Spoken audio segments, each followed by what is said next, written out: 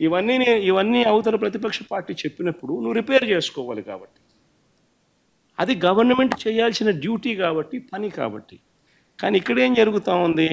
నేను చెప్పనివ్వను, నేను ఎవరి స్వరము విననివ్వను, నీకు 5 నిమిషాల కన్నా ఎక్కువ మైక్ ఇవ్వను అని నువ్వే డిక్టములు పాస్ చేస్తూ ఉంటే ఏ రకంగా అసెంబ్లీలో ప్రతిపక్షం అన్నది మాట్లాడగలుగుతుంది, స్వరం ఇవ్వగలుగుతుంది? ఇప్పుడు మీరే అన్నారు 1.5 2 గంటలు పట్టింది సార్ అని. మరి 1.5 2 గంటలు పడుతుంది. మరి ఇవన్నీ నేను మాట్లాడిన మాటల్లో ఏదైనా ఒకటన్నా వేస్ట్ మాట ఏమన్నా ఉందా? బడ్జెట్కి సంబంధించిన డాక్యుమెంట్సే చూపించినాను, బడ్జెట్కి సంబంధించిన అంశాలే ప్రస్తావించినాను. మరి టైం పడుతుంది. మరి ఇంక పట్టుకోకుండా ఎట్లుంటుంది చెప్పు? మరి వినాలా? అవతలోనికి మైక్ ఇస్తేనే కదా నువ్వు అవతలోడు చెప్పగలుగుతాడు. సార్ మీకు ప్రతిపక్ష హోదా అంశానికి సంబంధించి పవన్ కళ్యాణ్ గారు ఒక కామెంట్ చేశారు. వైఎస్ఆర్ కాంగ్రెస్ పార్టీకి వచ్చినటువంటి ఓట్ల శాతాన్ని, సీట్ల శాతాన్ని బట్టి చూస్తే జర్మనీలో అయితేనే వస్తుంది, ఇక్కడ రాదు, ఇక్కడ 5 ఏళ్ళు రావడం కష్టం అని ఒక విమర్శ చేశారు సార్. ఆ మనిషి కార్పొరేటర్కి ఎక్కువ, ఎమ్మెల్యేకి తక్కువ. జీవితకాలంలో ఇప్పుడు ఎమ్మెల్యే ఒకసారి అయినాడయ్యా. పర్మనెంట్గా ఇక్కడ ఉండిపోతామని ఒక పిచ్చి భ్రమలో చేసిన కార్యక్రమాన్ని ఎంత నష్టం కలిగించిందో రాష్ట్రానికి ఈరోజు మనం చూస్తున్నాం. పర్యాటక రంగానికే నష్టం కలిగించింది. నిధులన్నీ కూడా దారి మరలించారు. వందల సంఖ్యలో సలహాదారులను పెట్టుకున్నారు. దాదాపు 680 కోట్ల రూపాయలు సలహాదారుల పైన ఖర్చు పెట్టారు.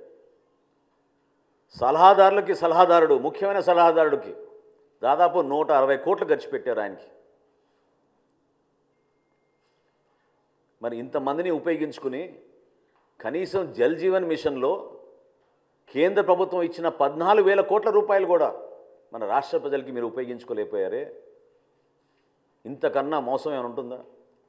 పరిపాలన చేతకాక దద్దమ్మల్లాగా మీరు కూర్చుని మీరు కలిగించిన నష్టం ఈ రాష్ట్రానికి పూడ్చడానికి చాలా సమయం పడుతుంది.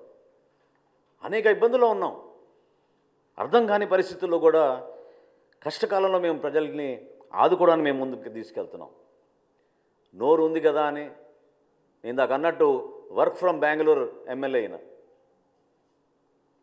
జనరల్గా శాసనసభ్యులు అసెంబ్లీ అయిపోయిన తర్వాత వాళ్ళ నియోజకవర్గాలకు వెళ్ళి పనిచేసుకుంటారు, ప్రజలకి అందుబాటులో ఉంటారు. ఈయన మాత్రం శాసనసభకి రాడు, బెంగళూరుకి మాత్రం తరచుగా వెళ్ళిపోతూ ఉంటారు. ఏ విధంగా మీరు ప్రజా సమస్యలపైన మీరు నిలబడతారు చెప్పండి? ప్రజలు మీకు ఒక శాసనసభ్యుడిగా మిమ్మల్ని ఎన్నుకున్నారు కదా, దాన్ని మీరు గౌరవించాలి కదా, నిలబడాలి కదా. ఇవన్నీ విస్మరించి కేవలం ఇట్లా ప్రెస్ మీట్లు పెట్టి మీ క్రిమినల్ మైండ్, అంటే నేను అనేది ఈరోజు పవన్ కళ్యాణ్ గారిని ప్రత్యేకంగా టార్గెట్ చేయాల్సిన అవసరం దేనికోసం వచ్చిందంటే తన రాజకీయ ప్రస్థానంలో ఈ విధంగా ఆయన ముందుకెళ్తూ ఉంటాడు. ఒక క్రిమినల్ మైండ్. మేము కూడా అనొచ్చు కదా, నువ్వు కోడి కత్తికి ఎక్కువ గొడ్డలికి తక్కువ అని. ఏ విధంగా బాబాయ్ హత్య జరిగిందో అందరికీ తెలుసు కదా. ఇది పద్ధత? ప్రజాస్వామ్యంలో మీరందరూ కూడా ప్రత్యేకంగా ఒక పద్ధతి ప్రకారంగా మాట్లాడుకోవడం అలవాటు చేసుకోవాలి. గౌరవ ముఖ్యమంత్రి గారిని, ఆయనకున్న అనుభవం, ఆయనకున్న పరిచయాలు, ఈరోజు భారతదేశంలో ఆయన కష్టపడి జాతికి అంకితం చేసిన అమరావతిని, పోలవరంని, విశాఖపట్నం స్టీల్ ప్లాంట్ని పూర్తిగా మీరు విధ్వంసం పాలు చేస్తే ఏ విధంగా కేంద్రానికి వెళ్ళి అక్కడ ఉన్న భారతీయ జనతా పార్టీ నాయకుల్ని, నరేంద్ర మోడీ గారిని, ఇతర నాయకుల్ని, ఆయన పవన్ కళ్యాణ్ గారు కలిసి రాష్ట్రాన్ని నిధులు తీసుకొస్తున్నారు. కలిసి పనిచేయాల్సిన సందర్భం కాదా ఇదని నేను అడుగుతున్నాను జగన్మోహన్ రెడ్డి గారిని. మీలో ఏమైనా ఇంకిత జ్ఞానం ఉంటే రాష్ట్ర ప్రజల పక్షాన్ని నిలబడండి. అభివృద్ధి కార్యక్రమాల్లో మీరు పాలు పంచుకోండి. సంక్షేమ కార్యక్రమాలు ఎక్కడైనా పొరపాటు జరుగుతుంటే ప్రభుత్వం దృష్టికి తీసుకురండి. ఎన్నికలు ఇంకా చాలా దూరంగా ఉన్నాయి మనకి. ప్రజలు మన ఎన్నుకుంది 5 సంవత్సరాల పరిపాలన అందించమని.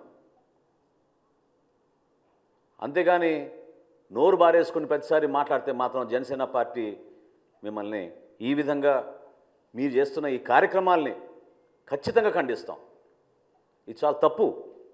ప్రజాస్వామ్యంలో ఒక బాధ్యత గల వ్యక్తిగా, ఒక మాజీ ముఖ్యమంత్రిగా మీరు అందించాల్సిన సలహాలు సూచనలు మీరు ఇవ్వండి. వ్యక్తిగత విమర్శలకి కించపరిచే విధంగా దానివల్ల మీకు ఏదో ఓట్లు పడిపోతాయి అనుకుంటే మాత్రం నిన్నటి ఎన్నికలే మీకు దానికి నిదర్శనం.